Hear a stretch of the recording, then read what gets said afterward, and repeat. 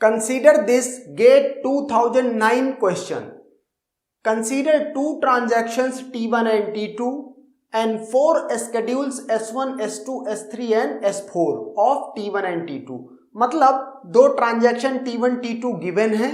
अच्छा, यहां पर जिस तरह से ये R1X और ये W1X लिखा हुआ है, R का मतलब है रीड, X का मतलब है और डेटा आइटम X, ओके, और मीन्स ये जो स्क्वायर ब्रैकेट में है वो डेटा आइटम है, और R का मतलब रीड है, W का मतलब राइट है, और ये 1 या ये 2 जो नंबर लिखा हुआ है ये ट्रांजैक्शन का नंबर है। ओके, जैसे ये ट्रांजैक्शन T1 में ये सारी इंस्ट्रक्शन है तो सब में 1 लिखा है, ये ट्रांजैक्शन T2 में है इसीलिए सब में नंबर 2 लिखा हुआ है। ओके, इसके बाद ये 4 स्केड्यूल गिवन है।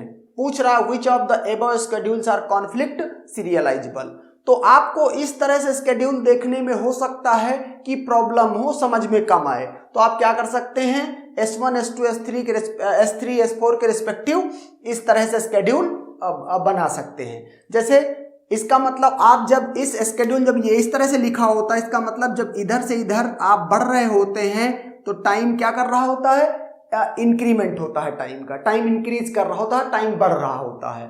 ओके, इसका मतलब पहले R1X परफॉर्म हुई, देन R2X परफॉर्म हुई, देन R2Y परफॉर्म हुई एंड सो ऑन।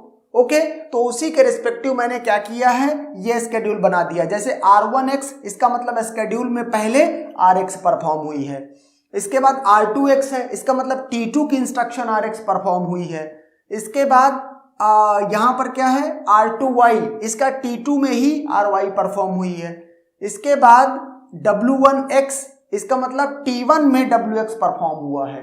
तो इस तरह से ये स्केड्यूल आप डिजाइन कर सकते हैं। ओके, अब हम क्या करेंगे, फॉर ऑल द 4 स्केड्यूल्स हम प्रेसिडेंस ग्राफ ड्रॉ करेंगे and then based on the PG हम आंसर करेंगे। ओके, तो यहां से अगर मैं इसके लिए बात करूं तो 2 ट्रांजैक्शन है, तो इसका मतलब है 2 ही नोड होंगे। अब RX से रिलेटेड कॉन्फ्लिक्ट ढूंढूंगा, तो T2 साइड में देखूंगा कोई कॉन्फ्लिक्टिंग इंस्ट्रक्शन नहीं है विद रिस्पेक्ट टू RX। अगर इस RX के रिस्पेक्ट में देखूं तो ये RX WX, मतलब T2 से T1 की एज होगी और डेटा आइटम X पढ़ा जा रहा है। ओके, अब इसके बाद देखेंगे क्या और कुछ है, RX के रिस्पेक्टिव नहीं है, तो क्या करेंगे, RY में आएंगे। RY के रिस्पेक्ट में है क्या, T2 से T1 RY means read write conflict है on data item Y। Okay, इसका मतलब T2 से T1 Y की एक एज और बनेगी, तो मैं सिर्फ उसी एज में Y लिख दे रहा हूं, आपको भी हमेशा यही करना है। Now come to WX। WX से WY कोई कॉन्फ्लिक्ट नहीं है, लेकिन इस WY से ये WY कॉन्फ्लिक्ट है, मतलब आप हो कहां पर, T1 में, जा कहां रहे हो, T2 में, तो T1 में हो, T2 में जा रहे हो, और Y डेटा आइटम पर कोई ऑपरेशन है। अगर यहां से देखो, अब आप क्या करो, ये डेटा आइटम चाहो तो हटा दो, इसकी कोई नीड नहीं होती कभी। ओके, तो ये एक क्या मिल रही है, ये साइकिल मिल रही है। ओके, एंड देयरफॉर ये स्केड्यूल कॉन्फ्लिक्ट सीरियलाइजेबल नहीं है। ओके, अब यहां से बात कर लेते हैं S2 के लिए। S2 के लिए भी क्या होगा, 2 ट्रांजैक्शन का स्केड्यूल है, तो T1 T2 प्रेसिडेंस ग्राफ बना लिया। प्रेसिडेंस ग्राफ में 2 ट्रांजैक्शन है, 2 नोड होंगे। अब RX से देखा तो कोई कॉन्फ्लिक्टिंग इंस्ट्रक्शन नहीं मिल रही है। अगर इस RX से देखूं तो T2 से T1, ये T2 से T1 क्या बन रहा है, ये X मीन्स यहां पर ये बन रहा है। ओके, X का एक्सेस लेकर के T2 से T1 कॉन्फ्लिक्टिंग इंस्ट्रक्शन है। इसके बाद और RX से और कुछ है, नहीं है। RY को देखूंगा, RY से भी है, तो यहां पर ये मैं RY से WY, इसका मतलब T2 से T1 एक एज और बनेगी। Now come to WX। Okay, WX WY कोई कॉन्फ्लिक्टिंग इंस्ट्रक्शन नहीं है, तो इसको छोड़ देंगे, इस पे आएंगे। WY कॉन्फ्लिक्टिंग इंस्ट्रक्शन है, तो ओके, T2 से T1, ये WY क्या है, T2, और ये WY क्या है, T1, तो T2 से T1 Y का ये है, तो प्रेसिडेंस ग्राफ यही रहेगा। ओके, तो इसका मतलब ये क्या है, ये कॉन्फ्लिक्ट नो साइकिल, यहां बोलेंगे no cycle. Okay, so conflict serializable, S2 conflict serializable है। Now come to S3, again 2 transactions T1 T2, RX को देखेंगे तो इधर WX कहीं नहीं है, इस इंस्ट्रक्शन को देखेंगे WX RX T1 से T2X, T1 से T2 एक कॉन्फ्लिक्टिंग इंस्ट्रक्शन है।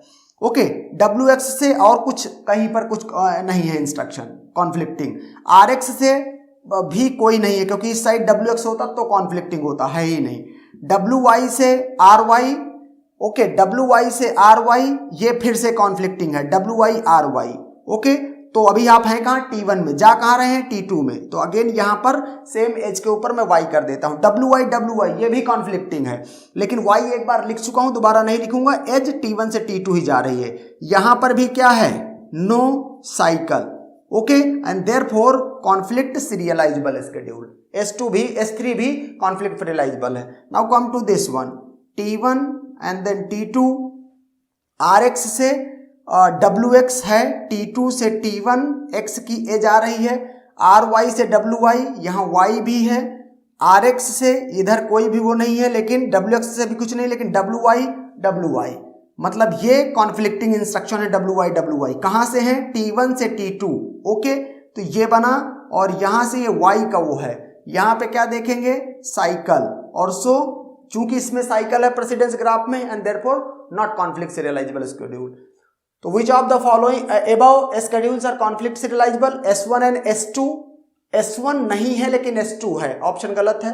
Okay, B S2 and S3, yes, S2 भी कॉन्फ्लिक्ट सीरियलाइजेबल है, S3 भी कॉन्फ्लिक्ट सीरियलाइजेबल है। Okay, and S3 and S4 फिर उसका कोई मतलब रह नहीं जाता है। ओके, S3, अच्छा यहां पर एक बात देखना, यहां पर S3 ओनली, अगर सिर्फ S3 लिखा होता तो आंसर करेक्ट था, लेकिन S3 ओनली, जबकि ऐसा नहीं है, S2 and S3 both. Okay, तो इस तरह से the correct option is B only, and that's done.